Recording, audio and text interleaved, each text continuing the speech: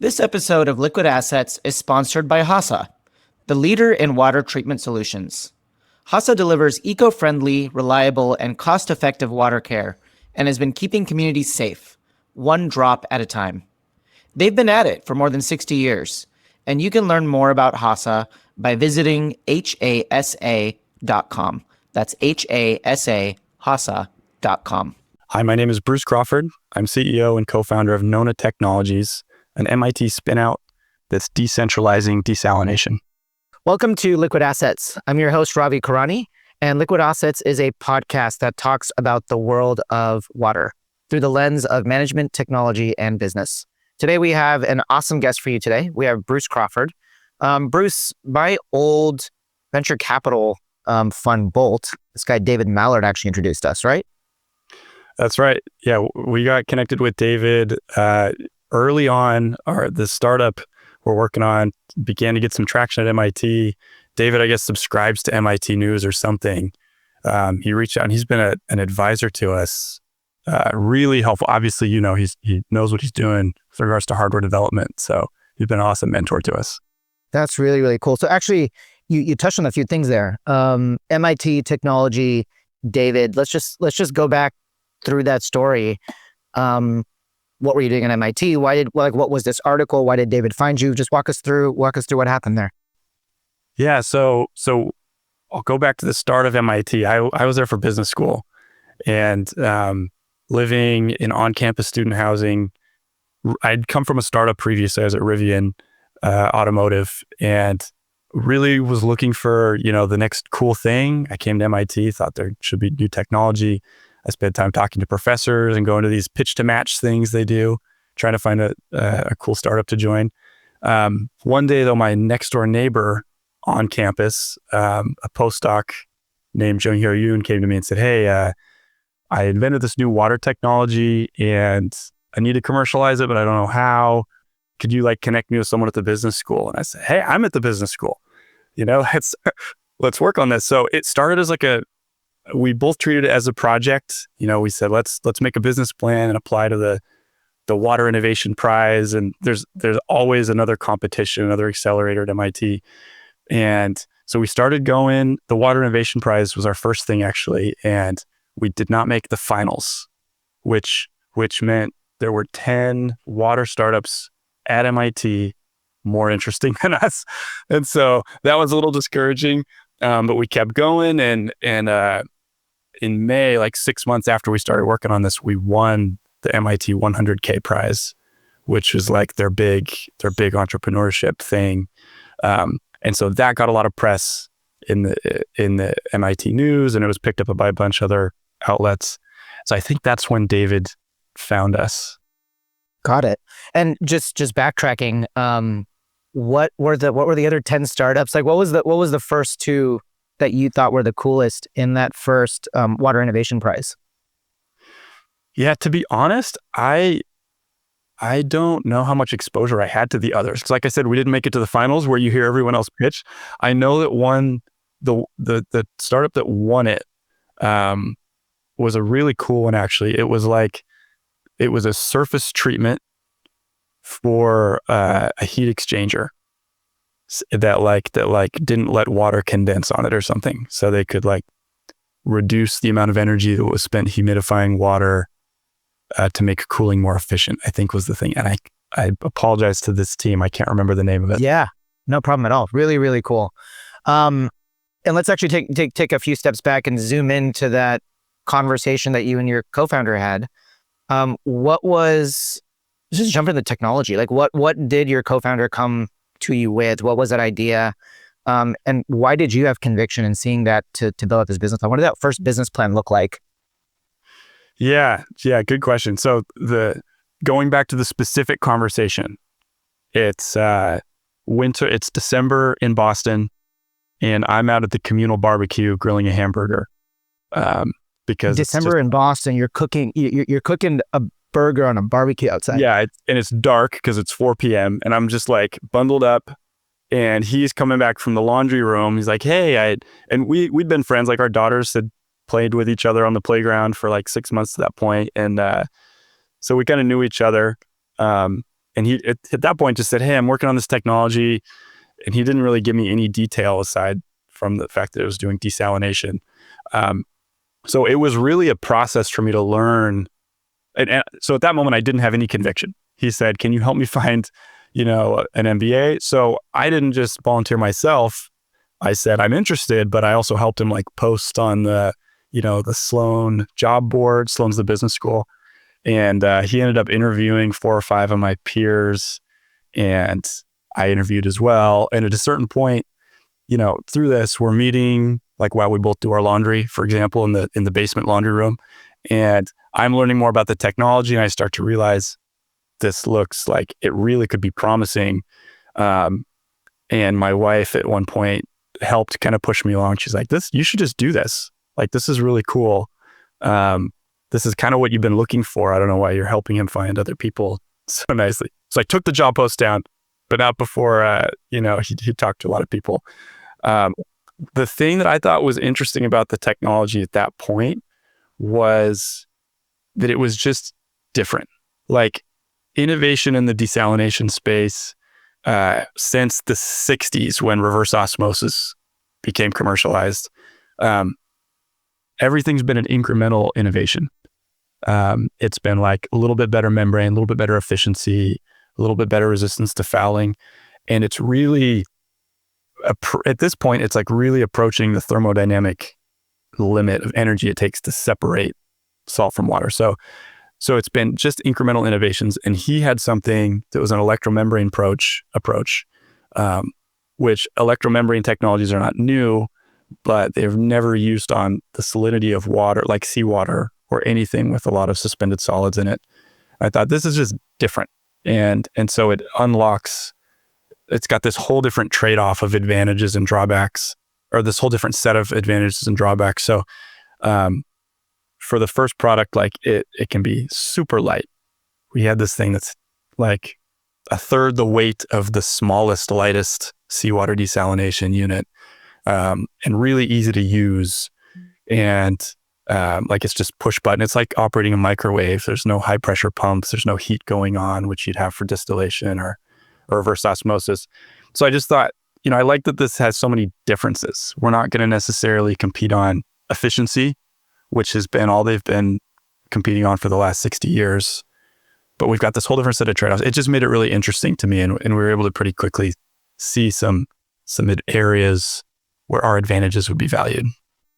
Really cool. For the audience out there, I want to deconstruct some of the terms that you mentioned, and so I'll kind of rewind the tape really quick. Right, you talked about RO, which by the way is reverse osmosis for the audience out there, and then you talked about desalination, which is basically separating salt from water.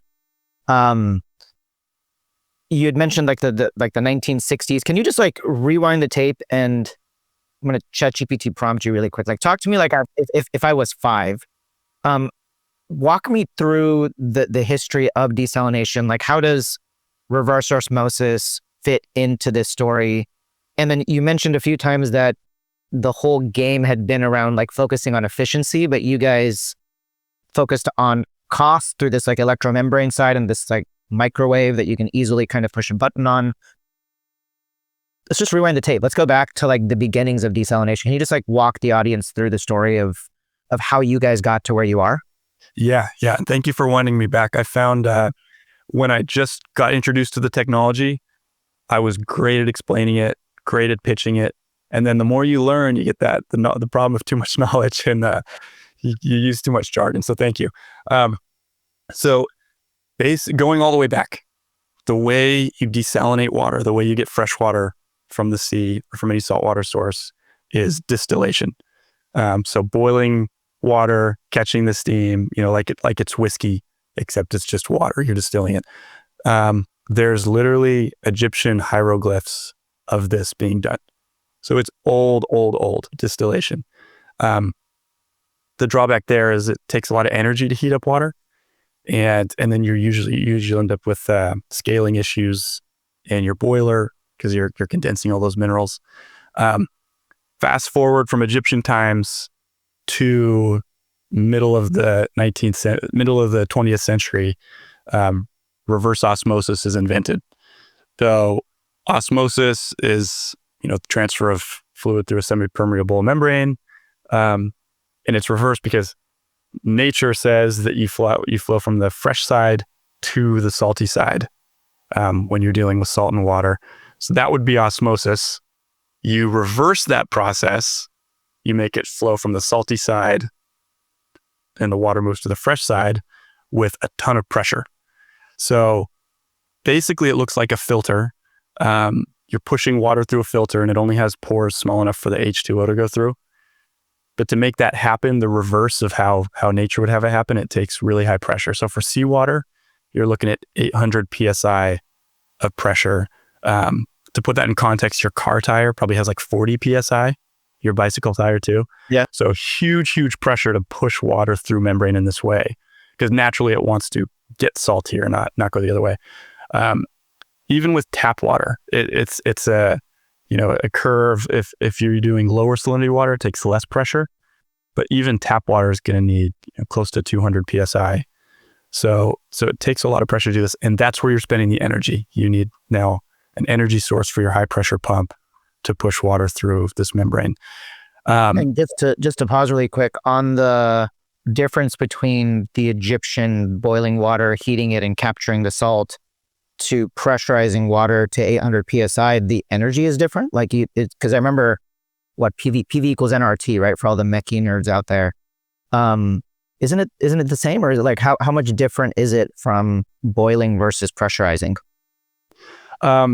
It all depends on how salty the water is to start. So I've got a graph. I could show it up, or I'll send it to you. But we can actually throw it up in the post show notes for the audience to look at. Definitely. Great. Yeah, we'll throw it up. So basically, if your water is above a certain salinity, above a couple, maybe 5 to 10 times saltier than the sea, then it is most efficient to desalinate it. Basically, there's not so much water left in the solution, and so just a little bit of evaporation, you got all the water out. It's the most efficient at some point. And then as you come down in salinity, it becomes most efficient to use reverse osmosis. And that's kind of anywhere within maybe 10 grams per liter, within 30% of seawater. You want to use reverse osmosis. Got it. Okay. So I'll bring you back to where you were with the explanation of reverse osmosis. It's the opposite of what nature wants, where you're going from fresh water to salt water. You mentioned that you have to have 800 PSI of pressure to push it through this filter-like membrane to basically separate the salt. Only the H2O goes through. What happens now? Exactly. So when this was brought out, it was vastly more efficient than distillation for like seawater and anything less salty than seawater. This was the most efficient choice. It's not a perfect solution in that you now have to replace filters. Just like any filter, like these membranes don't last forever. They'll clog. They can even burst if you get the pressure wrong in the system. And the membranes themselves are quite sensitive. So you got to make sure you get the feed water super clean. So you want to kill all biologics coming in so your membrane stays fresh and nothing grows in it. And some of the chemicals that you use to clean the water, like chlorine is the most common one to kill biologic stuff in the water. That will melt the membrane. So typically an RO plant will have prefiltration, chlorination, dechlorination, and then reverse osmosis. So you gain a lot of efficiency, but there's still some drawbacks in terms of labor and OpEx to keep the things going. So those are the most common ways to do it. Today, reverse osmosis is 75% of wastewater treatment in general, not just desalination. It's really popular. So there was another technology, an electromembrane approach invented around the same time, 50s, 60s, called electrodialysis. And so this is the concept that we're working on. Basically, it's as opposed to heat, like distillation, or opposed to pressure through a filter like reverse osmosis, it's using an electric field. So basically you have an electric field, 2 electrodes, positive and negative, and you flow water through it. and particles are separated out based on their charge. So no need for heat, no need for pressure. You're spending electricity now on creating this electric field. And so it came out around the same time as reverse osmosis, but it was just dominated by reverse osmosis. Like today, it's less than 5% of water treatment is this system. And that's because it had some drawbacks too. It had an internal membrane called an anion exchange membrane. Details aren't important, but it's really prone to fouling. And so it could be more efficient for low salinity water. So keep coming down the spectrum. We have like super brine where you want to distill, seawater level, you want reverse osmosis. Below that, it could be, you could be even more efficient with this electromembrane technology, but it had so many fouling issues that it really never took off outside of a few really niche cases. So having all this context, Jung-Hyo comes to me, he says, hey, this new technology I have, it's an electromembrane technology, but I found a way to remove this problematic membrane, which lets us treat, dirtier waters without fouling, and we still have the efficiency advantage over reverse osmosis. So the big advantages for this long term, and it's called ICP, by the way, ion concentration polarization. This was developed by my co-founders, Professor Jae-Han at MIT, and then Jung-Hyo joined as a postdoc and took it from concept on a microfluidic chip to something that produces enough water to sustain a human life. So he's done all the scale up and filed a couple new patents related to that as the process has changed. So long term, we think, okay, there's all this real estate in the spectrum of water salinity where reverse osmosis is not the most efficient, but people have been using it just because it's hardier than electrodialysis. Now we can open all that up and enable the more efficient technology to be used.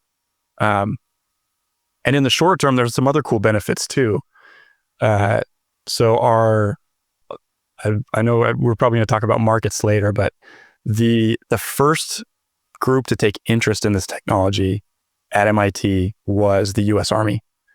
And they came at it not from an efficiency approach, but they just thought, okay, interesting. You don't need any metallic components because there's no heat and there's no pressure. This thing could probably be pretty light. So they gave Jung-Hyo grants to build this. It's like a carry-on suitcase, like half the size of a carry-on suitcase. It turns seawater into drinking water, and it weighs less than half of what the best thing they have weighs, the lightest reverse osmosis device. So that's kind of what informed our first product. We had a lot of co-development support and funding from the Army to get to this product, which we're going to launch to the public middle of this year. That's really, really cool. That's awesome.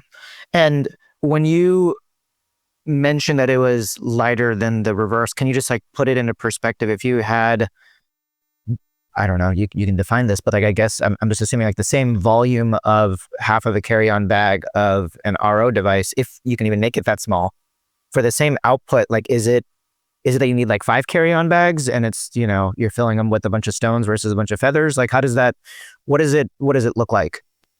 Yeah, okay, so RO, let's say, is the smallest thing out there that can support 5 to 10 soldiers. One carry-on bag full of rocks, pretty much. It's 50 pounds, or I think it's 49.5 pounds is the lightest thing that's out there. Right now, our unit is, for the same volume of water, which is 5 liters per hour, it's half a carry-on bag, and it's exactly half the weight. Oh, wow. So it's a smaller volume, but also half the weight. 25 pounds. So I guess that would mean it's full of the same rocks. There's just half the number of them. There's just half the number of rocks. Yeah. Yeah, exactly. Really cool.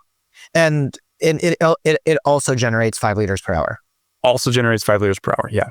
And from a power perspective, because that's the main input here, Does it use more energy, less energy? Like how does that compare against this carry on rocks analogy we're using right now? Yeah. So at this scale, the thing with reverse osmosis is it gets way less efficient as you scale it down. So huge, 50 million gallon per day plant, they're like right close to the thermodynamic limit of like, they're close to 2 kilowatt hours per cubic meter. And for the small unit, it's more like 10. And so for our small unit, we're going to be about 15 kilowatt hours per cubic meter. So we're less efficient at the small scale, but this is the difference between needing a 50 watt solar panel, which is like, maybe this big, and a 75 watt solar panel. So you add a little more solar panel, a pound or two in weight, and you can save 25 pounds. And then you kind of mentioned a point I want to touch on is that RO gets less efficient in terms of energy consumption. Right? You mentioned 2 kilowatt hours when it's at larger scale, and then 10 kilowatt hours when it's this 50-pound carry-on bag, or check-in bag rather. When it gets larger, like at that 2 kilowatt hour level, how much water is generally being generated? And then when you make that comparison with the electromembrane technology, is it at par? Does it get better? Does it work the same way? What happens when you get like larger in scale? Or is that not the way to think about the technology? Like the market is in this smaller use case? No, that's absolutely the way we think about it is in, we're always thinking larger scale because we love the human impact we're having with these small devices. It's a great adaptation. We think it's letting people go where they couldn't before. It's letting people have water where they couldn't before. But we measure impact that way, but we also measure it in, gallons of water saved. And so we're naturally thinking, how can we go bigger? So yeah, for seawater, and the answer differs based on seawater versus lower salinity, right? So for seawater, yeah, the optimal scale, which you can probably reach optimal scale with reverse osmosis at like 1 million gallons per day. A decent sized plant. Yeah, you're around 2. It tends to be like they say, when they get the plant up and going, they say, yeah, we can get 2 or just below 2 kilowatt hours per liter. But then when you actually check the data 6 months on, they're close to 4. But in theory, they can get to 2. ICP at scale, we think we can be at like 6. Oh, wow. Okay. So it's a pretty significant, and at that scale, energy is the biggest OpEx is from electricity. So that kind of leads us to think, all right, we see large scale seawater desalination is not where we're going to go. In some cases where you really have limited skilled labor to run the plant, or cases where it's really tough to get those replacement membranes, there's a case to be made. But when we think about scaling up, we think about this lower end of the salinity range, where, for example, for reverse osmosis is using 1 kilowatt hour per liter or per cubic meter, we'll be using 0.2. Got it. Okay. So in these low salinity ranges, when we look at not seawater, but groundwater, discharge water from cooling towers on a data center, on a power plant, any tap water filtration application, this is where we can say, all right, we can win in efficiency, and anywhere we think we can win on OpEx, maintenance, and all that. So we want to try and scale up in places where we feel we can win on every front, to make it easier for us. I feel like you were kind of touching on markets and applications here. Let's just jump into that. You mentioned tap water, cooling water, towers, groundwater. What does Nona look like that they're going to launch into today? And kind of what does that roadmap look like? And based off of the products and markets that you are looking at, what's the selling point, right? You've mentioned efficiency and cost, and maybe that's like the primary drivers most of the time, but is there anything else that we're missing on? Yeah, good question. So when we think about how we're going to scale up, it looks to us like first industrial wastewater treatment. and then municipal after that. And the reason for that is twofold. In talking to customers, we've learned that like the value of water for an industrial customer, like treating their wastewater so they can stay open and increase capacity, or just saving them money, it's higher to them than to municipality. I mean, we all know we're paying very little for our water. Even in California, where it's the most expensive in the US, it's still not that expensive. So industrial has a higher value for water, so they're more interested in savings there. And also the scales are more achievable for us. The smallest municipal plant you can imagine is hundreds of thousands of gallons per day. But for industrial uses, you can go much smaller than that and be useful. So it makes sense for us on multiple fronts to start there. When we think about applications there, the one that we're most interested in is cooling tower water savings, water recycling. So I mean, it's everywhere. Like we're all aware of the growth of AI and the growth of computing generally, whether it's Web3 or crypto or AI. Like data center usage is growing, and it uses a lot of water. There's that popular, I don't know, it's one of those facts that gets out on LinkedIn and then everybody shares it. It's like the 100-word email is like a 16-ounce bottle of water being consumed. So we feel like that's a really fast-growing need that we could address. So that's kind of where we're looking first. And then walk us through what the application on cooling water towers in AI or data plants look like. How does this now get deployed?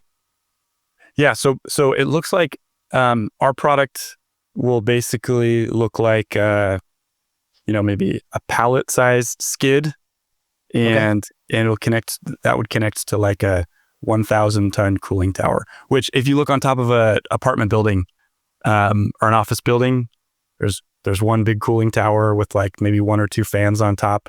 That's probably in the neighborhood of 1,000 tons. So next to your big cooling tower that's the size of a school bus, you've got a little pallet-sized Nona unit. And what it's doing is it's recycling water. So I'll give a brief background on, because this was news to me, not being in the industry. Maybe some of your listeners will be bored by this, but I just want to go through evaporative cooling so it makes sense where we fit in.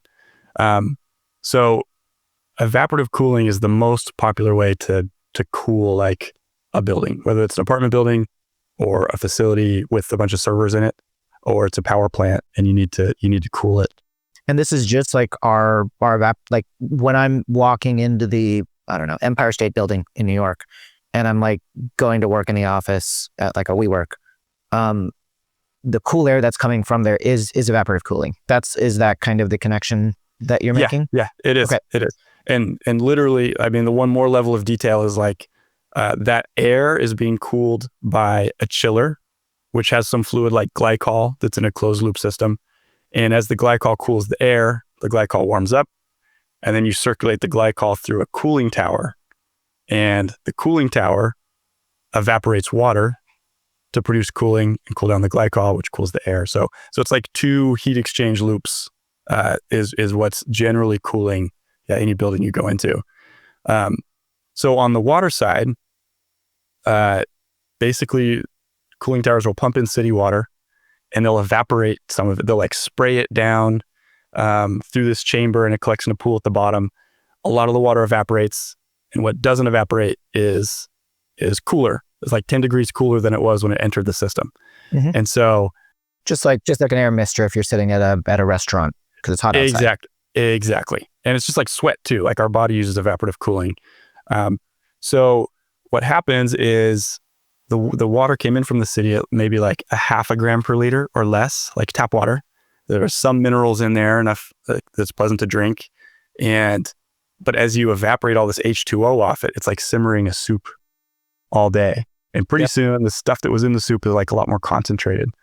And as the minerals get more concentrated in water, it's non-harmful stuff coming in. It's calcium, magnesium, sodium. It's as it gets more concentrated, it's going to tend to scale up. Your equipment's going to start to grow stuff like stalactites and stalagmites. It's going to gum up your equipment. It's not going to last very long. So what cooling towers do to counteract this is they continuously drain this concentrated water, just send it down the sewer, and refill with more city water. And that process is called blowdown water. So when you think about, and so what a Nona unit would do is it would grab that water that's coming out of the tower, send 99% of it back into circulation, and then only be discharging, 1%. So it can save a lot of water for the cooling tower. So we're really excited about that application because we're talking about the salinity range, right? Seawater is 35 grams per liter. What you and I drink is below a half a gram per liter. ICP is most efficient up to like 25 grams per liter. So a lot of this lower range, we're really efficient. The water that's being discharged from a cooling tower is generally like 1.2 grams per liter. So it's just like the least efficient application for reverse osmosis. And on top of that, stuff grows in the cooling tower, like Legionella. You might have heard that can be a problem. So you kill it with, in a lot of cases, chlorine and other oxidizing and non-oxidizing chemicals, many of which will hurt that reverse osmosis membrane.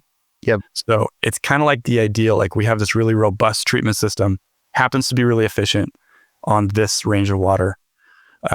So I don't have anything to announce yet, but we're working with a couple exciting partners to pilot a system doing that application. Awesome.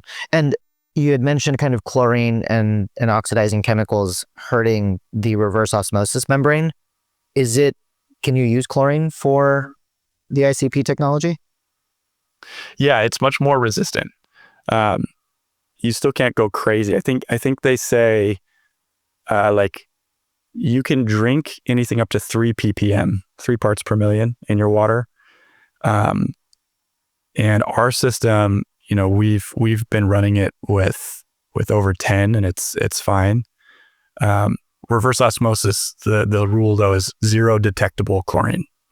Okay. Like you can have none. You can have none. Even tap water is a concern in some cases. I want to change gears a little bit and go to the story of Bruce. You mentioned earlier when we first started that you were at Rivian before. You were working on electric cars, and then you're cooking this burger outside in the freezing cold Boston weather, and your co-founder came up to you. After you put that job description up and then you took it back down, what compelled you? Like, why did you switch from the Rivian job to focus on this? Like, why water? What was going through your head, and why did you make this decision? And if you want to back up, I mean, we can also go back to kind of any sort of pivotal moments in you growing up or through your life that may dictate why you made that decision. Yeah, happy to. Basically, I'll try to give you the short version. Of course, I love to talk about myself, so I'll limit it. But so I had always kind of felt like, I knew that I care about the environment. I grew up in Western Washington, where it's beautiful, and water conservation is like always a concern. Like you learn about it in school. I imagine it's the same if you grow up in California. Like the West Coast is just kind of on it with regards to, preserving the environment, or at least educating people to do so. And I never felt like I was super different in that way. It's like, okay, yeah, we all care about the environment. And then I moved to the Midwest, and not the people there don't care about the environment, but it's definitely less a point of emphasis. And I was working at a steel company doing mergers and acquisitions, and I kind of looked around, and I'd push little things like, hey, what if we put solar panels on all our facilities, or what are we doing with our wastewater? And I just kind of realized, like, no one cares about this. Like, I think I didn't realize I cared so much about these things till I transplanted myself to a different part of the world. And so I got really interested in kind of climate change, but I always felt like it always felt a little bit nebulous to me. Like I would hear the activism, and I would hear, this is a problem, but it always bothered me that there wasn't always like a strong correlation between like, okay, here's here's what's going on with the CO2, and can we directly tie this to the natural disaster? Like there's a tie, but I wanted it to be stronger. And then I also wanted a tie between something I can do right now to impact those things. And so I always, that kind of drove me. When I would think about climate change, I would always think, what's a solution here? What's an engineered solution? Because I don't want to just sit around and talk about it, although that's important. And people have to do it. I'm not discounting the role that advocacy has, but I always wanted to act, and I wanted to do it with hardware because I grew up, I have a finance degree, but I grew up like working on cars and motorcycles and was definitely more mechanically inclined. So that's what drew me to Rivian. And at Rivian, I thought, this is great. Like I get to work with engineers. I'm on the product development team. And it's a hardware product. It's making a climate impact. And ultimately decided to leave there because I felt like I had a great gig there, but nobody was getting promoted past where I was without an MBA. Like I found myself at a place where everybody at my level had an MBA. I was the only one with that one. And I was like, I don't know how I'm going to get promoted. Plus, if there's layoffs, I'm gone. And after 3 months after I left, there were like a few rounds of layoffs. So I made the right call to come to business school. When I started talking to Jung-Hyo about water, it just kind of clicked. Like I had been aware of water shortages. I'd lived in Southern California. I had lived in Florida and like had hurricanes kind of threaten water supply. But it was never super on top of my brain. And then when I was talking with Jung-Hyo about it, I was like, all right, this is direct impact. Like it's very clear to see, like we have droughts and we're going to run out of water. If we can create a new source of water, like it's a very direct positive impact related to climate. So I think that's what drew me. And I guess I'd say it's a result of me being simple-minded. I think I'm a simple guy, and I'm like, I like mechanical stuff. It's not very abstract. It's like, here's a hardware good that can help. And here's a simple way we can help the climate change issue by supplying water. So it's simple. That was probably way more than you were looking for, but that's no, not at all. How does that actually build into the DNA of Nona? I mean, I think it's very literal, right? We can understand that you guys are working on a desalination technology. You're going to provide clean water, but let me reframe the question. If you fast forward 10 years, 15 years, 20 years, right? You can pick your time scale. In kind of Nona geologic time, what does it look like? Like what kind of impact do you wish you can have? What does the North Star of the company look like when you guys are able to execute everything you want? Yeah, that's a great question. Let me tell you a little more about Jung-Hyo too before I go fully into that question. Sure. Because Jung-Hyo comes at it from a different perspective. His perspective was that of an academic, and he did a master's and a PhD, and then was a postdoctoral research scientist at MIT for 6 years when we met. And he told me like he had written lots of grants, lots of publications, and he's got he said at the end of every publication that I write and that most of us write, there's one line at the bottom, at the abstract that says, this could be impactful in the field of whatever. And he said, but it's never true. Like, even if it's true, it's not going to happen. Sure. So he was driven to like take something that he invented and actually realize the impact that it could make.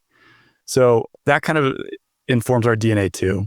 Now, answering your question, 10, 20 years in the future, we want to combine these things. We want to say, like, we brought a new innovation that might have just sat on the shelf of a university patent library forever, but we deployed it and it has a positive impact.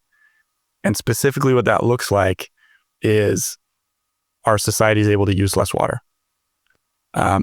That's how we measure ourselves, because it connects very directly to a social benefit, right? Like, using less water means there's more water for more people. So we describe it somewhat vaguely because we really want to see this technology at all scales. We want to see, okay, you've got this compact unit for your home or for your boat or for your disaster response relief team that you're going out and about, and it's providing water where it wouldn't have been otherwise. And at the larger scale, we're just like saving a bunch of water that now industry is not using, and it can be used elsewhere. So hopefully that answers your question, but we define our impact pretty broadly, and that's where we'd like to see it go. Inspiring. That's awesome. Bruce, we're coming towards the end of our time here. There's a question I ask everybody on the pod, and that's, is there a book, a movie, or a TV show that has had a profound impact on the way that you see the world? Yeah, so I was ready for this question.